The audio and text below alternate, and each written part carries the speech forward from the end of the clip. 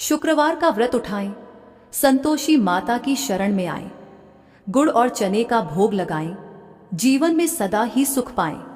संतोषी माता की जय। बोलिए मित्रों, जय मां संतोषी। हे मां संतोषी, आप हम सभी भक्तों पर अपनी कृपा सदा ही बनाए रखना।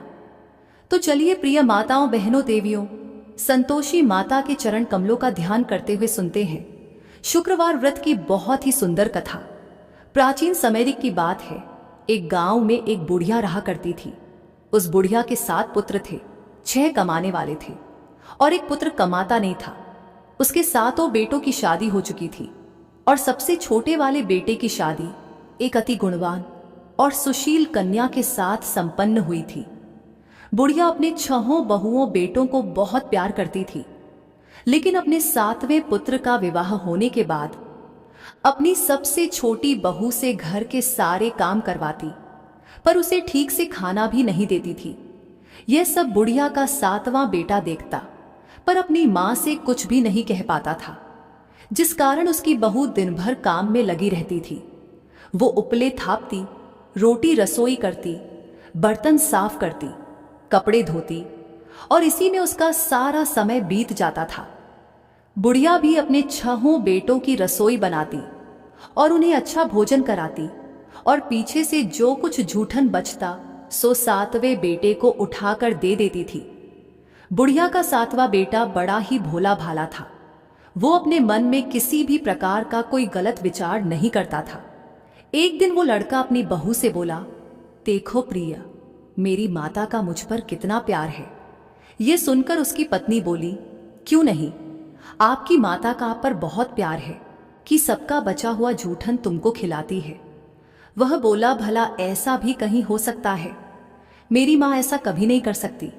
मैं जब तक आंखों से न देखूं, मैं मान ही नहीं सकता। बहू ने कहा, तुम खुद देख लोगे तब तो मानोगे। और ऐसे ही कुछ दिन बाद एक बड़ा त्योहार आया। बुढ़िया के घर में 7 प्रकार के भोजन और चूरमा के लड्डू बनाए गए।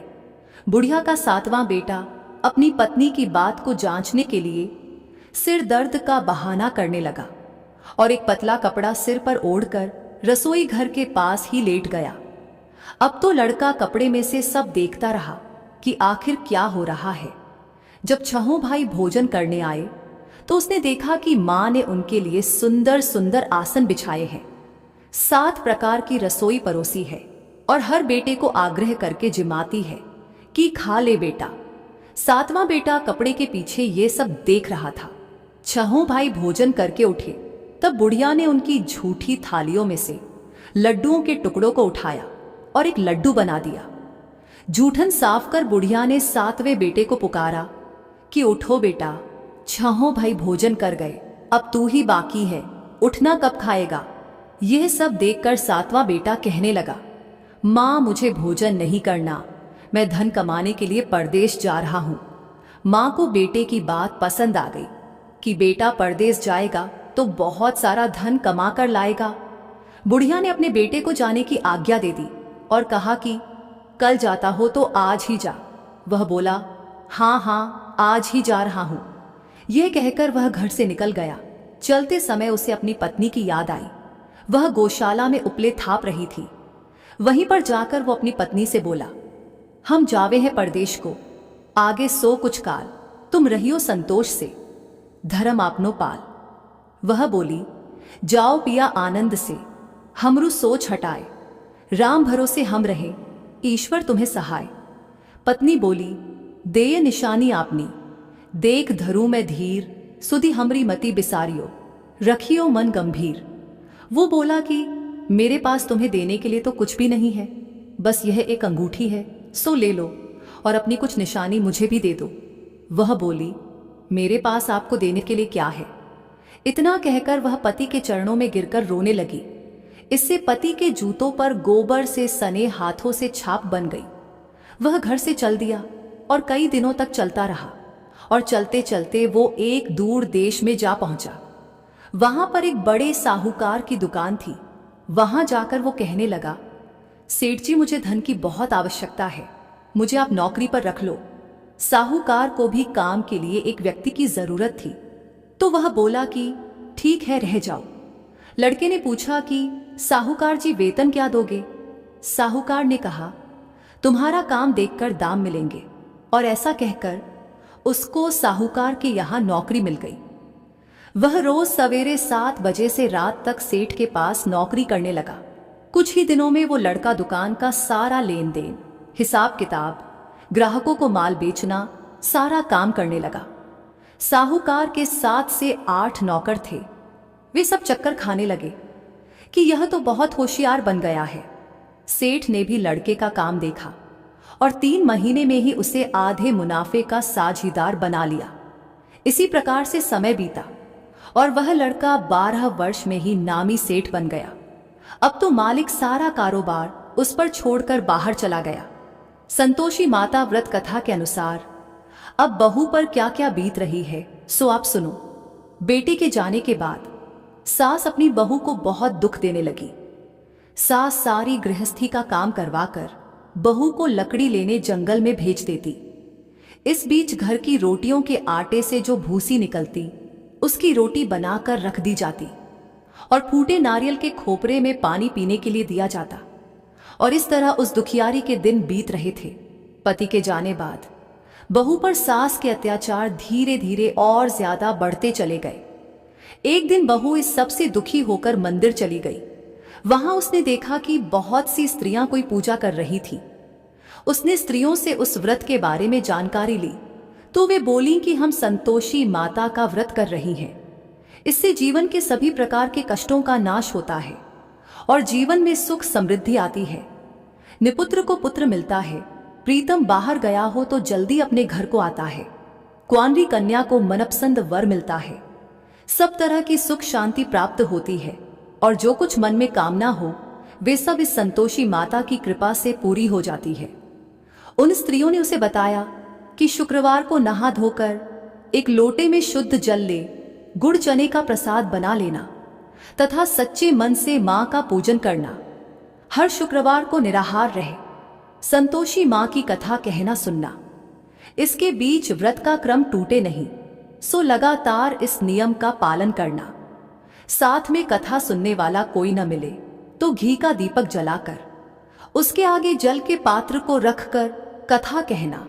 जब तक कार्य सिद्ध न हो नियम पालन करना और कार्य सिद्ध हो जाने पर ही व्रत का उद्यापन करना। 3 मास में माता व्रत का फल पूरा करती है। यदि किसी के खोटे ग्रह हो तो भी माता 1 वर्ष में अवश्य कार्य को सिद्ध करती हैं। इसलिए कार्य सिद्ध होने पर ही उद्यापन करना चाहिए, बीच में नहीं। उद्यापन में 2.5 सेर आटे का खाजा तथा इसी परिमाण से खीर तथा चने का साग तैयार करना। 8 लड़कों को भोजन कराना। जहां तक मिले देवर जेठ, भाई बंधु, कुटुंब के लड़के लेना। न मिले तो रिश्तेदारों और पड़ोसियों के लड़के बुलाना, उन्हें भोजन कराना, यथाशक्ति दक्षिणा देना और माता का व्रत पूरा करना। इस दिन खटाई भूलकर भी मत खाना और न ही किसी को खाने को देना और दिन में 1 वक्त भोजन करना। उन महिलाओं से व्रत का सारा विधान सुनकर अब तो बहू हर शुक्रवार को पूरी सच्ची श्रद्धा से संतोषी माता का व्रत करने लगी। संतोषी माता की कृपा से कुछ ही दिनों के बाद उसे अपने पति का पत्र मिला, साथ ही पति के भेजे हुए पैसे भी आ गए। यह सब देखकर जेठानी मुंह सिकोड़ने लगी और बोली, इतने दिनों में पैसा आया, इसमें क्या बड़ाई है। लड़के ताने देने लगे। काकी के पास अब पत्र आने लगे, रुपया आने लगा। अब तो काकी की खातिर बढ़ेगी।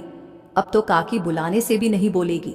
बेचारी सरलता से कहती, भैया पत्र आवे, रुपया आवे तो हम सबके लिए अच्छा है।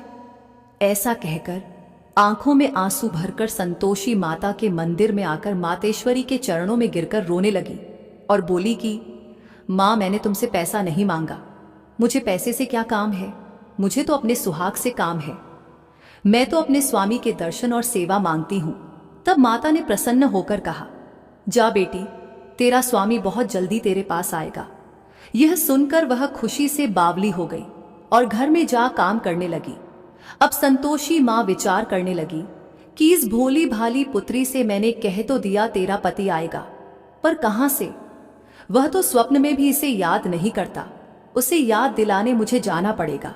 इस तरह माता बुढ़िया के बेटे के पास स्वप्न में प्रकट होकर कहने लगी, साहूकार के बेटे, सोता है या जागता है? वह बोला, माता सोता भी नहीं हूं, जागता भी नहीं हूं, बीच में ही हूं, कहो क्या आज्ञा है। माँ कहने लगी, तेरा घर बार कुछ है या नहीं? वह बोला, मेरा सब कुछ है माता, माँ बाप भाई बहन बहू, क्या कमी है? माँ बोली, पुत्र, तेरी स्त्री घोर कष्ट उठा रही है, माँ बाप उसे दुख दे रहे हैं, वह तेरे लिए तरस रही है, तू उसकी सुधि ले। वह बोला, हाँ माता, यह तो मुझे मालूम है, परंतु मैं जाऊं तो जाऊं कैसे? परदेश की बात है, लेन देन का कोई हिसाब नहीं, कोई जाने का रास्ता नजर नहीं आता, मैं कैसे चला जाऊं? माँ कहने लगी, मेरी बात मान, सवेरे नहा धोकर संतोषी माता का नाम ले और एक घी का दीपक जला, दंडवत होकर दुकान पर जाकर बैठना। देखते ही देखते तेरा लेन देन सब चुकता हो जाएगा, जमा माल बिक जाएगा, सांझ होते होते धन का ढेर लग जाएगा। जब सवेरे उठकर उसने लोगों से अपने सपने की बात कही तो वे सब उसकी बात अनसुनी कर खिल्ली उड़ाने लगे कि कहीं सपने भी सच होते हैं। पर एक बूढ़ा बोला, देख भाई, मेरी बात मान, इस प्रकार साथ झूठ करने के बदले देवता ने जैसा कहा है वैसा ही करने में तेरा क्या जाता है? वह बूढ़े की बात मान, स्नान कर संतोषी मां को दंडवत कर घी का दीपक जला दुकान पर जा बैठा। थोड़ी देर में वह क्या देखता है कि देने वाले रुपया लाए, लेने वाले हिसाब लेने लगे। कोठे से भरे सामानों के खरीदार नकद दाम में सौदा करने लगे। शाम तक धन का ढेर लग गया। माता का चमत्कार देख प्रसन्न होकर मन में माता का नाम लेकर अपने घर ले जाने के लिए गहना कपड़ा खरीदने लगा और वहां के काम से निपटकर वह घर को रवाना हुआ। वहां बहू बेचारी जंगल में लकड़ी लेने जाती है। लौटते वक्त मां के मंदिर पर विश्राम करती है। वह तो उसका रोजाना रुकने का स्थान था। दूर से धूल उड़ती देख वह माता से पूछती है, हे माता, यह धूल कैसी उड़ रही है? मां कहती है, हे पुत्री, तेरा पति आ रहा है, अब तू ऐसा कर, लकड़ियों के 3 बोझ बना ला, एक नदी किनारे रख, दूसरा मेरे मंदिर पर और तीसरा अपने सिर पर रख। तेरे पति को लकड़ी का गट्ठा देखकर मोह पैदा होगा, वह वहां रुकेगा, नाश्ता पानी बना खाकर मां से मिलने जाएगा। तब तू लकड़ियों का बोझ उठाकर घर जाना और बीच चौक में गट्ठा डालकर 3 आवाजें जोर से लगाना, लो सासू जी, लकड़ियों का गट्ठा लो, भूसी की रोटी दो और नारियल के खोपरे में पानी दो। आज कौन मेहमान आया है? माता की बात सुन। बहू बहुत अच्छा माता कहकर प्रसन्न होकर लकड़ियों के 3 गढ़े ले आई। एक नदी तट पर, एक माता के मंदिर पर रखा और एक सिर पर रखा। इतने में ही वहां एक मुसाफिर आ पहुंचा। सूखी लकड़ी देख उसकी इच्छा हुई कि अब यहीं विश्राम करे और भोजन बना खाकर गांव जाए। और इस प्रकार भोजन बना विश्राम कर वह गांव को गया। वो घर में सबसे प्रेम से मिला और उसी समय बहू सिर पर लकड़ी का गट्ठा लिए घर में आती है। लकड़ी का भारी बोझ आंगन में डाल जोर से 3 आवाज देती है, लो सासू जी, लकड़ी का गट्ठा लो, भूसी की रोटी दो, नारियल के खोपरे में पानी दो। यह सुनकर सास बाहर आ गई। अपने दिए हुए कष्टों को भुलाते हुए कहती है, बहू ऐसा क्यों कहती है? तेरा मालिक, तेरा पति आया है, आ बैठ, मीठा भात खा, भोजन कर, कपड़े गहने पहन। इतने में आवाज सुन उसका स्वामी बाहर आता है और अपनी अंगूठी देख व्याकुल हो मां से पूछता है, मां यह कौन है? मां कहती है, बेटा ये तेरी बहू है, आज 12 वर्ष हो गए तू जब से गया है, तब से सारे गांव में जानवर की तरह भटकती फिरती है, काम काज घर का कुछ करती नहीं, 4 समय आकर खा जाती है। अब तुझे देखकर भूसी की रोटी और नारियल के खोपरे में पानी मांगती है। वह लज्जित हो बोला, ठीक है मां, मैंने इसे भी देखा है और तुम्हें भी देखा है, अब मुझे दूसरे घर की चाबी दो तो उसमें ही रहूंगा। तब मां बोली, ठीक है बेटा, तेरी जैसी मर्जी। इतना कहकर चाबी का गुच्छा पटक दिया। उसने चाबी लेकर दूसरे कमरे में जो तीसरी मंजिल के ऊपर था खोलकर सारा सामान जमाया और एक दिन में ही वहां राजा के महल जैसा ठाठ बाट बन गया। अब क्या था, वे दोनों पति पत्नी सुखपूर्वक रहने लगे। और इतने में अगला शुक्रवार आया। बहू ने अपने पति से कहा कि मुझे माता का उद्यापन करना है। पति बोला, बहुत अच्छा, खुशी से करो। और वह तुरंत ही उद्यापन की तैयारी करने लगी। जेठ के लड़कों को भोजन के लिए कहने गई। उसने मंजूर किया, परंतु पीछे जेठानी अपने बच्चों को सिखलाती है, देखो रे, भोजन के समय सब लोग खटाई मांगना, जिससे उसका उद्यापन पूरा न हो। लड़के जीमने आए, खीर पेट भरकर खाई, परंतु याद आते ही कहने लगे, हमें कुछ खटाई दो, खीर खाना हमें भाता नहीं, देखकर अरुचि होती है। बहू कहने लगी, खटाई किसी को नहीं दी जाएगी, यह तो संतोषी माता का प्रसाद है। लड़के तुरंत उठ खड़े हुए, बोले, चाची पैसा लाओ। भोली बहू कुछ जानती नहीं थी, सो उन्हें पैसे दे दिए। लड़के उसी समय जाकर के इमली ला खाने लगे। और यह देखकर बहू पर माताजी ने कोप किया। माता के क्रोध से राजा के दूत उसके पति को पकड़कर ले गए और जेल में बंद कर दिया। इस सब से जेठ जेठानी बहू को खोटे वचन कहने लगे कि लूट लूट कर धन इकट्ठा करके लाया था। सो राजा के दूत पकड़कर ले गए चोर को। अब सब मालूम पड़ जाएगा जब जेल की हवा खाएगा। तो बहू से यह वचन सहन नहीं हुए। वो रोती रोती माता के मंदिर में गई। बोली, हे माता, तुमने यह क्या किया? हम साकर अब क्यों रुलाने में लगी हो? माता बोली, पुत्री, तूने गलत उद्यापन करके मेरा व्रत भंग किया है। तूने इतनी जल्दी सब बातें इनसे भुला दी। वह कहने लगी, माता, भूली तो नहीं हूं, न कुछ अपराध किया है। मुझे तो लड़कों ने भूल में डाल दिया। मैंने भूल से उन्हें पैसे दे दिए, मुझे क्षमा कर दो। माँ बोली, ऐसी भी कहीं भूल होती है? वह बोली, माँ, मुझे माफ कर दो, मैं फिर तुम्हारा उद्यापन करूंगी। माँ बोली, ठीक है, पर अब भूल मत करना। वह बोली, अब नहीं होगी।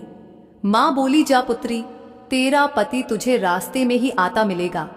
और वह घर को चल दी। राह में पति आता मिला तो उसने पूछा, तुम कहाँ गए थे? तब वह कहने लगा, इतना धन कमाया है, उसका कर राजा ने मांगा था, वही भरने गया था। वह प्रसन्न होकर बोली, भला हुआ, अब घर चलो। कुछ दिन बाद फिर शुक्रवार आया। वह बोली, मुझे माता का उद्यापन करना है। पति ने कहा, ठीक है, करो। वह फिर जेठ के लड़कों से भोजन करने को कहने गई तो जेठानी ने एक दो बातें सुनाई और लड़कों को सिखा दिया कि तुम पहले ही खटाई मांगना। लड़के कहने जगह, हमें खीर नहीं खाना, जी बिगड़ता है, कुछ खटाई खाने को देना। वह बोली, खटाई खाने को नहीं मिलेगी, आना हो तो आओ। और ऐसे वह ब्राह्मणों के लड़के बुलाकर भोजन कराने लगी। यथाशक्ति दक्षिणा की जगह एक एक फल उन्हें दिया और इससे संतोषी माता प्रसन्न हुई। माता की कृपा होते ही 9वें मास उसको चंद्रमा के समान सुंदर पुत्र प्राप्त हुआ। वो पुत्र को लेकर प्रतिदिन माता जी के मंदिर में जाने लगी। माँ ने सोचा कि यह रोज आती है, आज क्यों ना मैं ही इसके घर चलूं, इसका आसरा देखूं तो सही। यह विचार कर माता ने भयानक रूप बनाया। गुड़ और चने से सना मुख, ऊपर सूंड के समान होठ, उस पर मक्खियां भिन भिना रही थीं। दहलीज में पांव रखते ही उसकी सास चिल्लाई, देखो रे, कोई चुड़ैल डाकिन चली आ रही है, लड़कों इसे भगाओ, नहीं तो किसी को खा जाएगी। लड़के डरने लगे और चिल्लाकर खिड़की बंद करने लगे। यह सब बहू रोशनदान में से देख रही थी। प्रसन्नता से पगली होकर चिल्लाने लगी, आज मेरी माताजी मेरे घर आई हैं। यह कहकर बच्चे को दूध पिलाने छोड़ देती है। इतने में सास का क्रोध फूट पड़ा। बोली, रांड इसे देखकर कैसी उतावली हुई है जो बच्चे को पटक दिया। इतने में मां के प्रताप से जहां देखो वहीं लड़के ही लड़के नजर आने लगे। वह बोली, मां जी, मैं जिनका व्रत करती हूं यह वही संतोषी माता है। इतना कह झट से सारे घर के किवाड़ खोल देती है। सबने माता के चरण पकड़ लिए और विनती कर कहने लगे, हे माता, हम मूर्ख हैं, हम अज्ञानी हैं, पापी हैं। तुम्हारे व्रत की विधि हम नहीं जानते। तुम्हारा व्रत भंग कर हमने बहुत बड़ा अपराध किया है। हे माता, आप हमारा अपराध क्षमा करो। इस प्रकार माता प्रसन्न हुई और सभी को आशीर्वाद दिया। माता अपने बहू को जैसा फल दिया वैसा सबको देना। जो भी भक्त माता की यह कथा पढ़े उसका हर मनोरथ पूर्ण हो। तो बोलिए प्रेम से संतोषी माता की जय।